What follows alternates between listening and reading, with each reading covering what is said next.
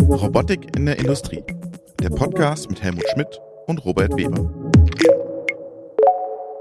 Hello everybody and welcome to a new episode of our robotics podcast. My name is Robert Weber and I'm sitting today in Freising. And my guests are Kristen Mogensen. Kristen, welcome. Hello Robert, nice to talk with you again. It's always a pleasure. Yeah, thanks. And Thomas Schneider, welcome. Hello Robert. Before we start talking about safety, functional safety, please introduce yourself briefly to the listeners. Kristen, please start. Yeah, so my name is Kristen Mogensen. I've been working at TI for 18 years. And in that time, I've been working primarily with motor control, communication, functional safety, and how does TI components fit for robotic systems with these systems. And Thomas. Hello, my name is Thomas Schneider. I'm a systems engineer for industrial systems, focusing on robotics and also the safety topic here. I'm working for TI now since 22 years. Let's do a quick recap when it comes to safety. What are the most important industrial standards when it comes to robots and safety? I think the basic standard, of course, the IEC 61508, the industrial standard is the one, and then also the industrial machinery, the ISO 13849, where the industrial product-specific safety standards, like for robot, the ISO 10218, for example, for industrial robot, is referencing to them. Okay. So, and when it comes to the standards, what kind of trends do you see in safety and in functional safety topics when it comes to the robot? So I think if you look at the trends, the focus on safety has gotten to be more and more and more. Also from the Chinese vendors, that they start to also add safety in their systems and they want to learn more and build more systems they can sell worldwide. That's interesting because I had a discussion with a Bosch guy and he's responsible for the whole safety topics in the Bosch environment. And he told me that the Chinese are adding more and more rules on the existing standards when you want to enter the Chinese market. So there's not the question, is European regulating the world? The Chinese are also editing more and more to safety standards. That's interesting. I mean, in the past, I think there was no safety standard for mobile robot, for example, in China. So they have to add now additional things. But also, as the Chinese sell into the other areas on the world, they have to implement the safety functions that they can sell their products. But they also add new standards when you want to enter as a European company in the Chinese market. So specialized safety standards when it comes to communication stuff, etc. So it's very interesting that there's a rising regulation topic also in China. Yeah, I mean, also the ISO 10218 has been revised and there is a new revision now with additional safety requirements. So here there is also work in progress. So come back to the trends, Kristen, sorry. And I think the trends is also, for instance, if you look at the AMR market, I think it was a good topic to pick up, Thomas, on it. Right now, the AMR market or the mobile robot market is difficult to understand from customers which standard do I actually pick. So what we see is the warehouse robots, they are actually using the ISO 3691-4. Exactly, this one. Thank you, Thomas. They use that as their base for the warehouse handling. Yeah. But this standard, basically, you cannot take that and say, okay, I want to put it on a curb robot. Yeah. So there is a standard coming up for sidewalk curb robots that is in definition right now. Yeah. On top of this, right, in the robot ISO organization, the working group 13 and working group 14, which basically define standards for service robots and also mobile robots, which are not covered by existing standards. So as Thomas said, right, this market is moving along and also the standards are being revised now because there is a need and it's not been covered yet. I mean, the 3691-4 actually is for driverless trucks. Yeah. So, but there is no mobile robot standard and therefore the customers copy and paste. Yeah, exactly. What does that mean for TI? At the end of the day, for TI, it means that we also, as TI, need to understand these standards to be on the forefront when we need to build new safety parts, that we can achieve the safety goals and the safety levels that is needed for the coming systems. And this is also why we as TI, for instance, I'm participating in the TC 299 in Germany for the ISO organization and helping define and understand what are the standards, what are the requirements, and what do we need as TI to do to ensure that we are also ready for the future. I mean, what TI is doing actually, so TI certifies their product not for the product safety standard like for the ISO 10218, like for an industrial robot, but what we do, we certify our products only for the type A safety standard, so for the basic safety standards like for the IEC 61508 for industrial applications and typically for ISO 26262 for automotive applications, so that our products cover both areas, industrial and automotive. And here the customer gets all the needed safety collaterals from both sides actually. So that's also an advantage sometimes, that he can pick additional information from the other world to convince then his assessor like TÜV, for example, and using both collaterals for the certification. What we then do in addition is to these product or device certifications, we also, especially our team, work on safety concepts, kind of system element out of context, where we take a specific application, like for a motor control application for a robot, for example, or for a safe sensing application, and combine then several products from TI on a system level and work together with TÜV Süd here on a system element out of context certification, where we certify this concept together with TÜV Süd, which then helps the customers to easier go through his certification, and he has already some confidence that he will pass the certification as there is already a concept available. Just to add on this one, right, Thomas, what we do, right, is when you look at the V form of the safety model, right, what we do here is we look at the system and also pick hardware, but we don't do a full hardware. We do specific safety subsystems where we analyze this subsystem and help the customer understand, does that subsystem fit his system, and how can he implement it in the system, and what are the assumption of use that he needs to cover from the rest of the system to ensure that it fits his requirements. And also, that's coming back to the discussion Thomas said, right? We certify the chips to a specific safety level, but we also try and work with the standards to understand what's the needed safety level when you want to do some of the new robots. Okay. For instance, I think the harshest standard of today is the ISO 10218, which is mandating you need to do CAD3 PLD or SIL2 HFT1. Which basically means you need to do a redundant system, and you need to have a specific amount of diagnostic coverage. You need to ensure your fit number is correct, and you need to ensure your MTTFD number and PFH numbers fit those requirements in the A standard. And this is where we help the customers understand, where do you lie before you start, get a rough estimate, where do you see our parts in combination, that you can make a very quick assessment, top or flop, and also the argumentation with TÜV, why architecturally this works, is already done. Yeah, but you mentioned there's an increase in safety, right? And in the last episode, we talked about sensors, and you said that we will see more sensors. And I want to quickly come back to the product perspective, right? So what do you see when it comes to products, when it comes to TI products and solutions?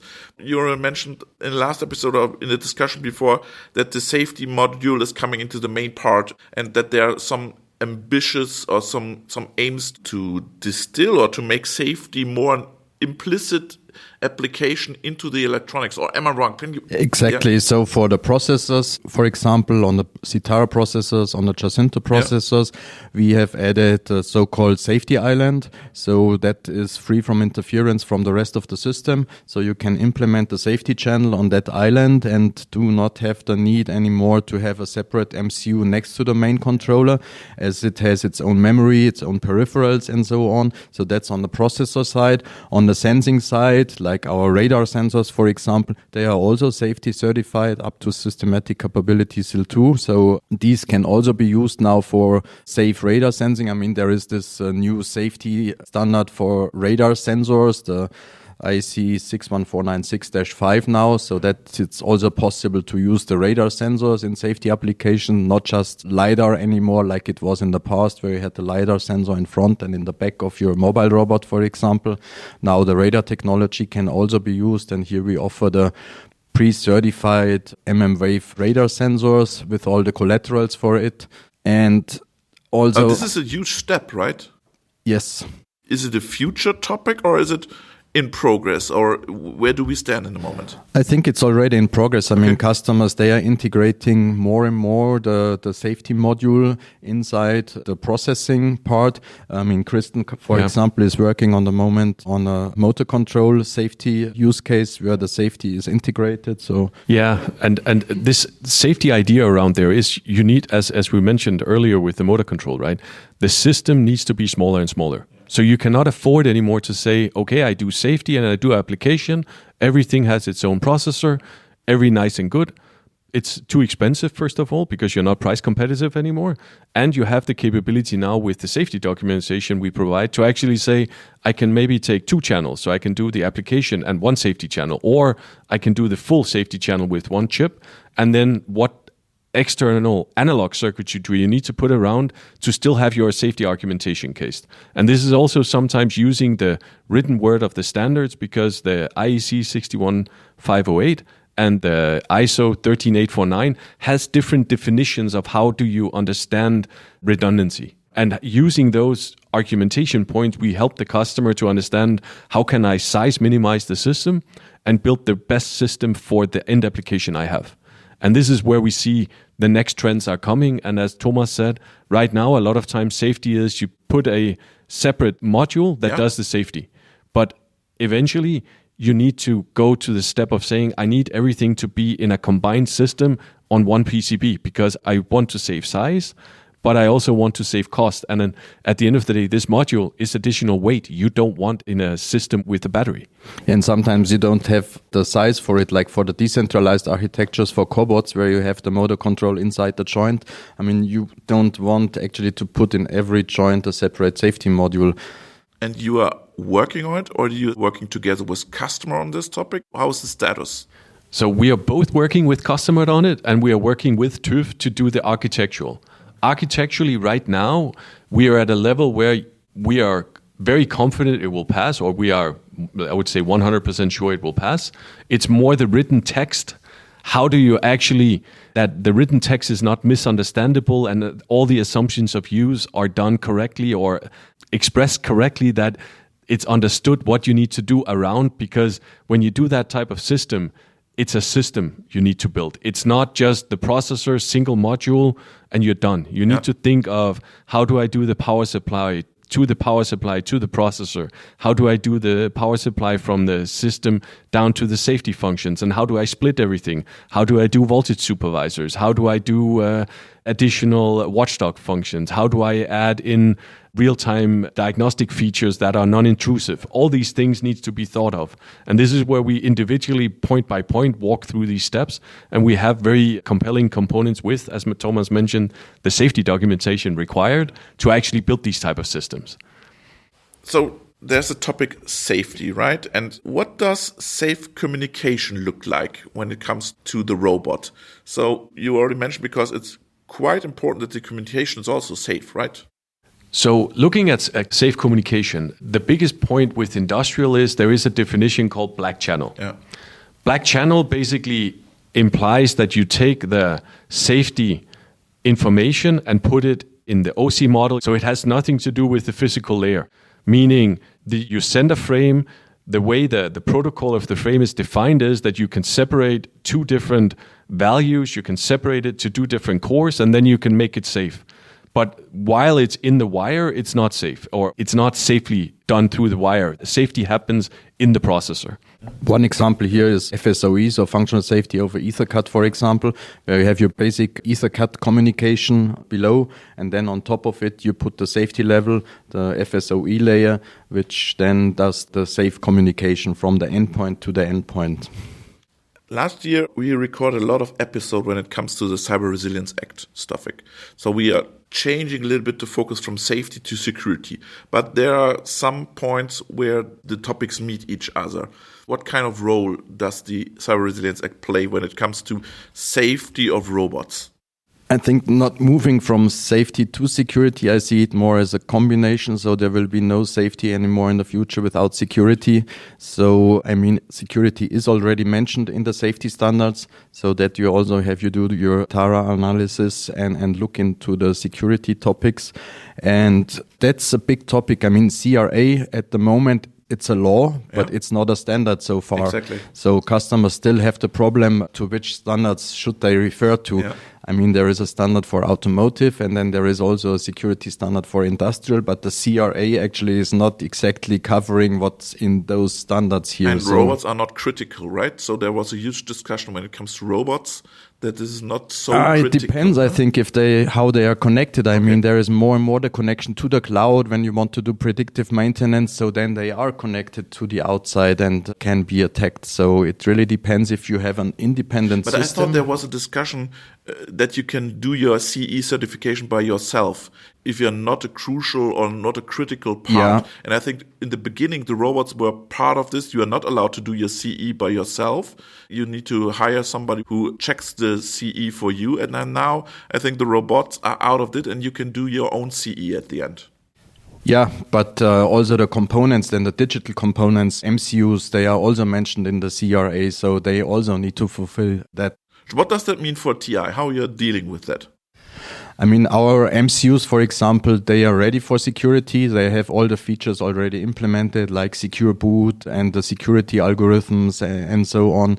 I think we are good prepared here with our MCU and the processor portfolio, as they have already all those requirements inside. You want to add something, Kristen? And also what we do from TI, we have a colleague who basically works only on CRA or very focused on CRA, that we as a TI, as a company, have a strategy. How do we need to get there? And he also works a lot with the lawmaking of the CRA, that we understand early what is happening, that we can quickly react, and we have a very good understanding of what does it mean to us. Yeah, there is a complete task force team at TI only covering the CRA topic. I want to come back because you mentioned at the beginning that we will see an increase of safety topics, right? We'll see more sensors. What kind of products, what kind of sensors do we will see in the future?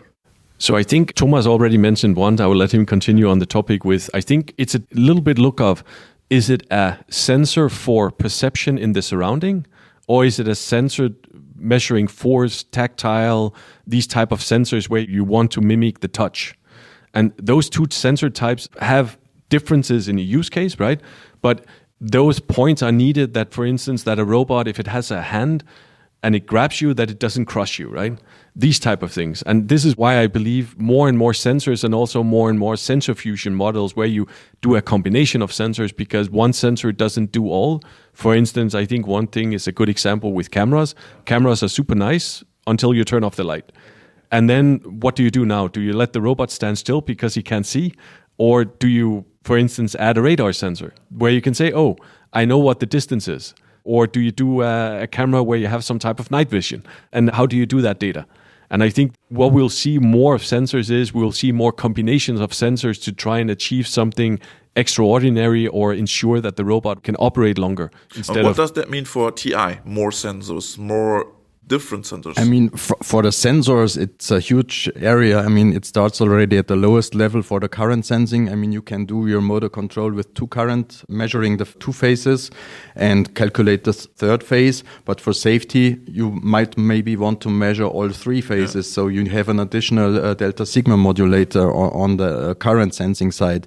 And that continues and goes up to the outside. So like wave radar, cameras, and so on, where you also then need more to detect really. And in the past, we just had that there is an object maybe in front of a mobile robot. Maybe now you want to detect, is it a human person or is it a humanoid? And then for the different use cases, the robot would maybe slow down when it's a human person, whereas maybe it would continue with the same speed if it's another robot. Yeah. Because that's not so critical. And I think the accuracy will increase in the future. And then also the use cases, because AI, I mean, is becoming more and more important. And in the future, I think AI will also... AI and safety... There is a technical report available. I mean, it's the TR 5469, how to use AI in safety functions. And then there is another safety standard in the works at the moment, the IEC 22440, where that topic is exactly discussed, how to use AI in safety functions. And I think going to the future with those standards coming, I think the sensor fusion portion will also be a topic, that you have kind of a redundant system, two different sensing technologies, combining maybe the radar sensor with a camera, that you get the distance and the speed and the position of the object from the radar sensor, and then you get the picture and can do the classification with the camera, for example.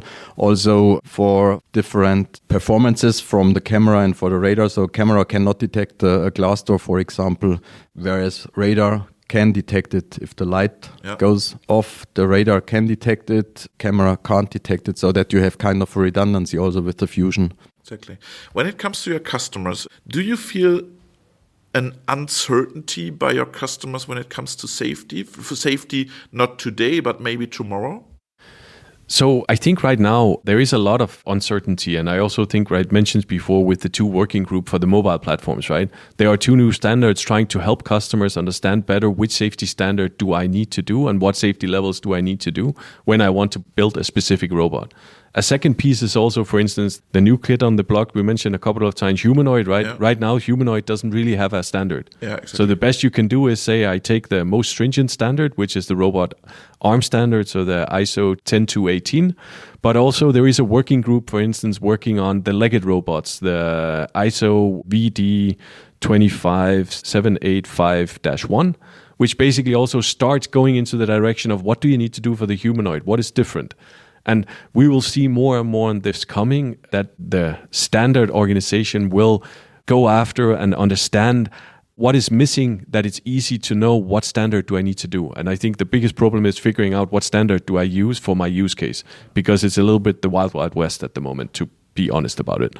I mean, the legged robot, I think, is a different topic, because here your safety functions need to be completely different. Yeah. You need to fail kind of safe operationally, whereas for a mobile robot, it could just turn off power and then it stands and it's in a safe state. But for a humanoid or legged robot, if I shut down power with an STO or safe brake function, the robot would fall down and maybe could even still hurt another person. So that's completely different. Yeah, you need to somehow figure out how do you fall safely. Yeah, absolutely. At the end, what are your predictions when it comes to safety? What will we see in the next years? Kristen first. So I definitely see that safety is getting more and more critical for all robot applications, but even looking at appliances. Even appliances robots start having safety standards that they need to do. They are not as stringent, but they still exist and they're still there. And I think we will see more and more this safety coming for everything that's autonomously moving around, because you need to be sure that if something happens, it will go in a safe state where it doesn't hurt someone. Yeah. And this is the critical thing, right? And what I see right now is a lot of the robots that are built today are focused a lot on the factories, right? Yeah. In the factory, it's a known environment. You can train the people. You can, let's say, reduce a little bit the safety level because you are in a trained environment, right? As soon as you want to put this robot in a household, there is a whole new safety level you need to think of problems that you cannot train everyone. Yeah. The robot needs to by itself be safe around people. And what does that look like? And I think this is still not figured out, but it's something that will need to be figured out. And a lot of the new standards coming now are working on it. Yeah. Thomas, you want to add your prediction? Yeah, I think what we will see in the future is definitely having more AI used for the safety functions. So, can you give an example? What do you see there?